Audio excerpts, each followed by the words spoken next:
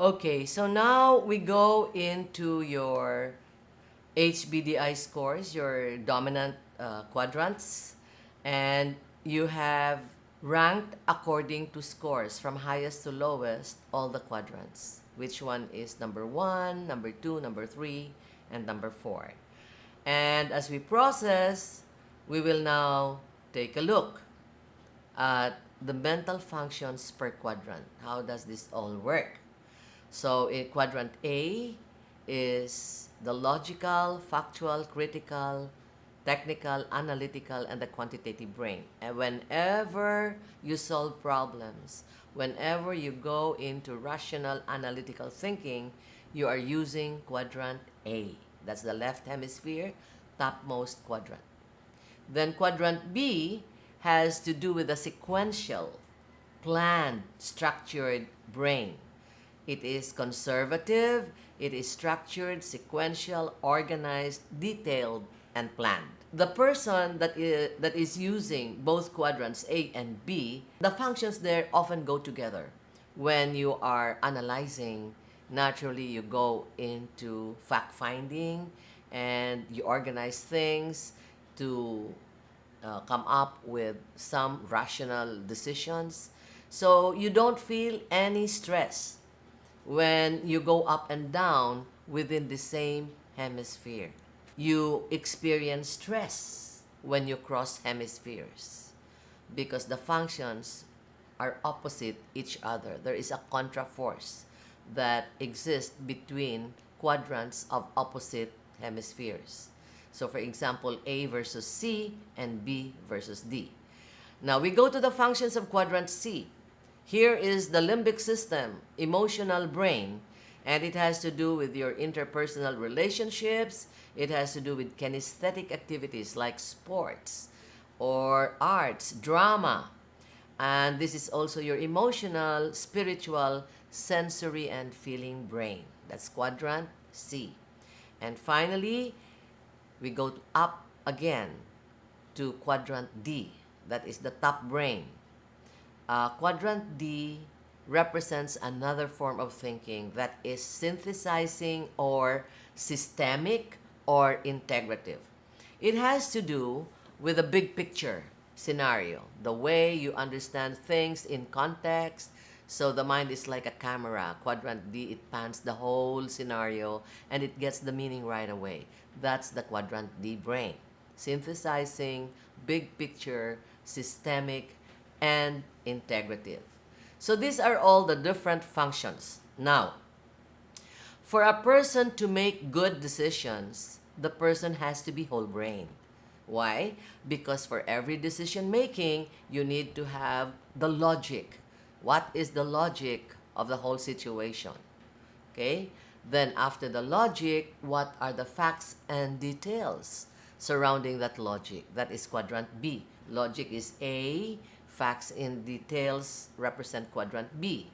Then, how will this affect people? Or how does this decision resonate with the values of people, say in the organization? That's quadrant C. And people are your partners in implementation of strategy. And finally, quadrant D has to do with possibilities. So what could happen because of this decision? You are exploring possibilities, you are exploring trends, and you are exploring what could possibly arise out of this decision. So all four quadrants, therefore, are required in good decision making. Unfortunately, not everyone has whole brain capability, and that is the point of our training, because 67% of the world's population actively use two parts of the quadrant brain. It's usually A and B, left hemisphere, and C and D, right hemisphere. They go together. That's more than 67%. That means more than half of the world's population actively use two quadrants. Another 23%, less than one-fourth of the world's population actively use three quadrants of the brain. Better than two, right? And there is a remaining 10%. Out of the remaining 10%, 7% only use one quadrant. And this is quite dangerous because when only one quadrant is operating, that means all the other three are not present. You can be absorbed in details, but you have no logic and you have no sense of how this affects people, and you have no sense of where this is leading to and the possibility that could happen here. And the remaining 3% represents whole brain people. And whole brain people, in terms of organizational success, are the ones who know how to think, they know how to be factual, they are on top of details, they know how to relate to people, quadrant C, and they know and understand trends and patterns, and they know how to strategize. So the importance, therefore, of developing all the quadrants of the brain. And based on your scores, you will know which quadrants you need to develop further. So we now go to your scores. You add your scores for A and B, that's the left hemisphere. And you add your scores for C and D, that's the right hemisphere. Okay, so which one is your highest quadrant? And we'll go to each of the quadrants here. Quadrant A is usually the rational person. Now, quadrant C is the opposite, and therefore, quadrant C represents the feeling function. Now, here comes the distinction between the two. When the person is dominant in thinking, chances are the feeling is undeveloped. Like, for example, the right-handedness, when we term handedness. If you are well developed in the right hand, your left hand could be underdeveloped. Same goes with the brain. So brain dominance means that one part of your brain could be very highly developed, and the opposite quadrant would usually be lacking in development because you prefer the opposite. So the opposite of thinking, therefore, is feeling. Quadrant A versus quadrant C. And the same as B and D. The B is the organized, detailed mind versus the quadrant D mind, that is big picture and synthesizing, integrative mind. Now, the dominant function means that these are the activities where you're good at. So take a look at your highest quadrant. That means that when you are in any situation, whatever dominant quadrant is, that means that you use that lens to look at the situation. So if your highest is quadrant C, you would tend to look at people right away when you are examining situations. Who are the people involved? That's your focus, because quadrant C represents people and emotions and feelings and values and culture. If you're a thinking person, you would tend to look for the logic of the situation. And if you are quadrant B, then you are reality-based, you are the practical here and now guy. Whereas if you are in quadrant D, then you are an idea person. You would tend to look at possibilities, at opportunities, and you are very good in ideation or brainstorming. Okay, so that's the dominance.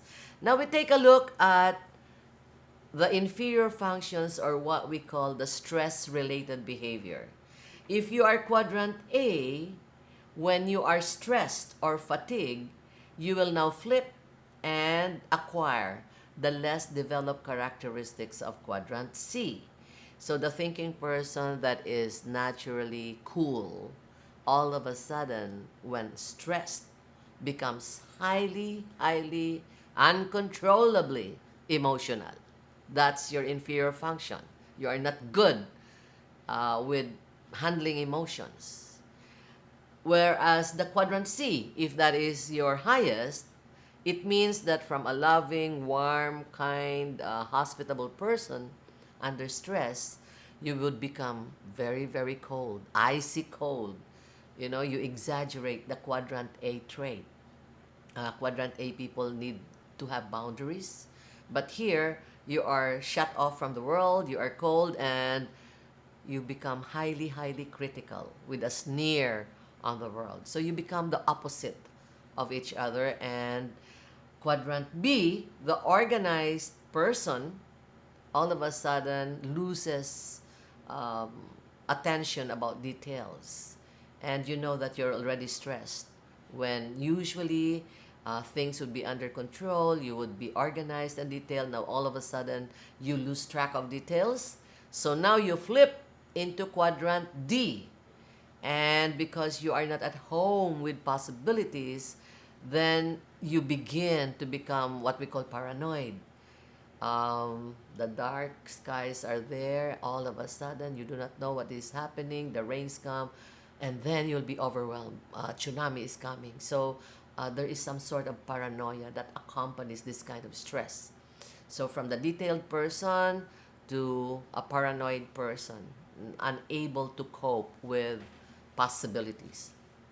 And the person in quadrant D, who is high in the synthesizing, relaxed kind of mind, full of ideation, they can live with unresolved things, open-ended scenarios. That's okay with quadrant D. But all of a sudden, when he is under stress, he flips to quadrant B and he becomes obsessive with details, obsessive compulsive trait. Um, the things that you do, you keep doing again. You are worse than the person who is a native of quadrant D. You become so detailed and so obsessed with being very, very exact. So this is where our inferior functions come from. So in the normal sense, the opposite quadrant, opposite your dominance, would usually the person who is acting in a very opposite way than you. But under stress, you become the same and you are worse because the qualities that you take from that quadrant is underdeveloped. All right? So that is how you see the relationships between and among quadrants. Very much like handedness again, like if your preference is the right hand, when you are stressed and you get injured, then the left hand has to do the function. And there you can see the ineptness and the underdevelopment of the left hand. It is awkward compared to the right hand. The same when we are undergoing stress. So we now apply brain dominance to our interests, to our activities. And here, you now have the preferred professions for each quadrant. And quadrant A would contain lawyers, engineers, computer systems analysts, financial analysts, technicians, physicians, and statisticians. The courses that require rational thinking.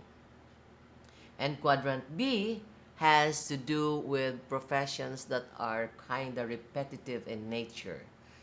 This has to do with the bureaucrats, administrators, bookkeepers, planners, programmers, elementary teachers. Why elementary teachers? Because in the traditional school, you have one lesson plan and you repeat that 20 times and you say you have 20 years of experience and nothing really changed, yeah?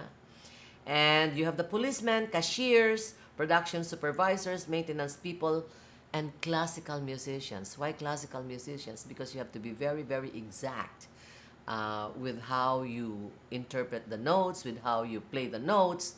That is the rule of classical music. You cannot improvise, you cannot have your own interpretation. You have to play it the way it is written. Then you have quadrant C, the people-oriented professions. You have guidance counselors, the public relations officers, nurses, social workers, entertainers, human resource, and salesmen, as well as priests.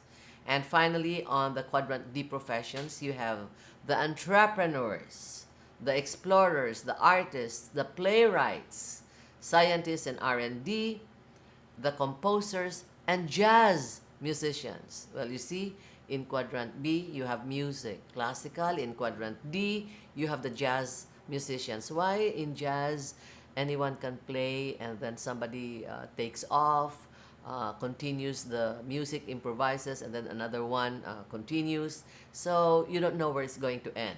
All right, so everybody can just pitch in. Now, when you compose music, you begin to analyze the structure, the genre, the style. You are using the logical mind. That's quadrant A.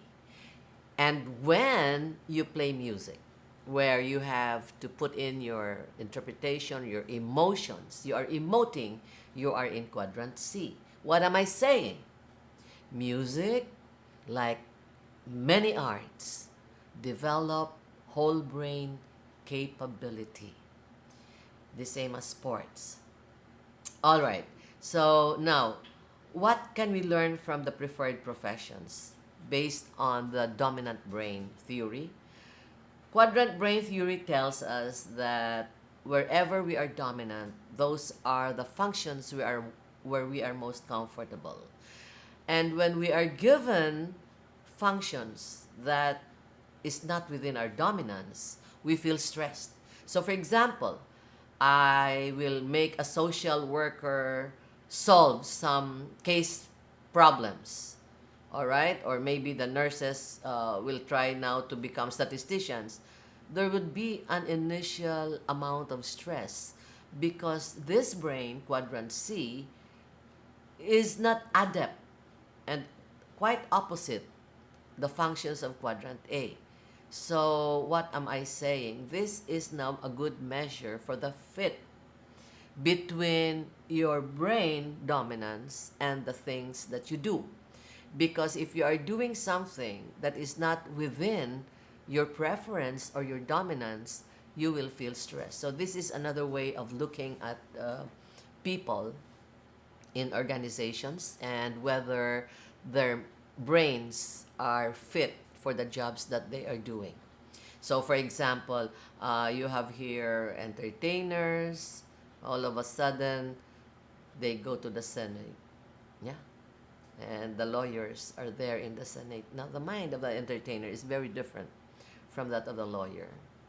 And that's why maybe we can see why we have problems, because we cannot get our act together because some people are performing functions that are not within their capability naturally. Of course, development of the whole brain takes time. And if the person has high IQ, chances are you might easily develop the capabilities of other quadrants. And that is the case in point. We need to develop whole brain capability. But in terms of performance, really, where your interest is, you will be good there. But if you are not interested in a particular line or area and you assume the function there, chances are you will not be doing as good as those who are more equipped to handle the job. Okay, so let us proceed. From the preferred professions, we now go to the subjects to check your scores. Take a look at the preferred subjects in school. So quadrant A, arithmetic, algebra, calculus, logic, science, technology, and finance. And quadrant B has to do with programming, repetitive, routine, accounting, technical management, or production. And quadrant C has to do with the social sciences, psychology, dance, drama. All the performing arts are in quadrant C, same as high-skilled sports and people management. And finally, for quadrant D, you have the arts, geometry, design, poetry, architecture, and marketing. Okay, let us proceed. We apply now whole brain dynamics and the quadrant brain dominance, the brain dominance to relationships. Because most of us have families perhaps, so this might be handy in terms of understanding the dynamic between parents and children. At the same time, this is also good in understanding manager-subordinate relationship. So let's take scenarios. Let's take opposite quadrants and the dynamic that goes with it. So if you are strong in quadrant A, the dominant behavior is you want to be in control. And if you are with a person who is strong in quadrant D, that means here the dominant characteristic is you cannot be controlled. So you see the possibility of conflict between the two personalities, parent, child, or boss, manager versus a subordinate. That will be the area of conflict. Next, if we are sharing the same favorite quadrants, say for example, both of you prefer quadrant A. You're both high in quadrant A. That's your number one quadrant. It simply means that neither one of you gives in when it comes to arguments, and you both want to be right at all cost. Why? Your banner is logic.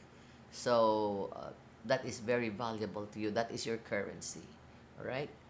And we proceed applying it to opposite quadrants. Strong quadrant A versus strong quadrant C. Again, this is an area of conflict.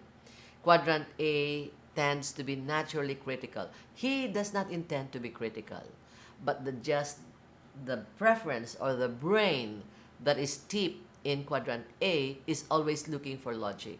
So therefore, he will always be looking at the sequence, logical sequence of things, and he will be quick to point out if it is not logical, and therefore he gives an impression of being critical. So understand, quadrant A does not intend to be critical, but they appear so because of that natural preference for logic. And quadrant C is naturally personal and sensitive. So quadrant A prefers logic, quadrant C prefers harmony and relationships. So the values are different. So brain preference also develops the kind of values that we treasure. So quadrant A, if you value logic, you will value justice, equality. You are kind of exact in terms of logical purity. And quadrant C would be nurturing things that would bring harmony. So they are hospitable, they are warm people because they value harmony, friendship, relationship more than anything else. All right?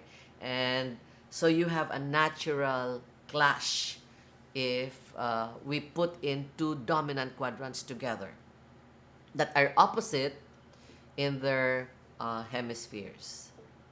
Then some people are very high in quadrant C, and some people might be very low in quadrant C. Say, for example, if you're low in quadrant C, you might be high in A or in B. Now, what happens with the dynamics here? The strong quadrant C becomes emotionally demonstrative, whereas the one that is low in quadrant C can be shy and uncomfortable with company, and they are embarrassed when you are emotionally profused. Okay? Then we have another opposite here. Strong quadrant B. If you have very strong quadrant B, it means you are organized, structured, and sequential. Yeah, these are the people who have checklists. These are the people who schedule every minute of the day. Opposed to children, say for example, with strong quadrant D. So if this is the parent, organized, structured, and sequential, very strong in quadrant B, it only means that the child would be oppressed because this strong organized parent would see the child as slack and careless. The quadrant D child, the one that is highly imaginative. Okay? And finally, we go into strong left and strong right. So if you are very high in both A and B, it means that you are rational, orderly, and driven to solve problems, and you tend to be a perfectionist. And if you are strong in C and D, it means that you are imaginative and emotional, and sees parents, if these are the parents, you see parents as strict, controlling, and unfeeling. Okay, so these are just samples of the dynamics when we apply the quadrant brain theory into relationships. This ends your module on personality profiling based on the brain dominance theory by Ned Herman. And we will go deeper into the workings of the brain as we go to other modules, learning to think, learning to do, learning to feel, learning to communicate, intuit, learning to lead, and finally learning to be, becoming the very best that you can be. This is Professor Manikan, and I thank you all very much.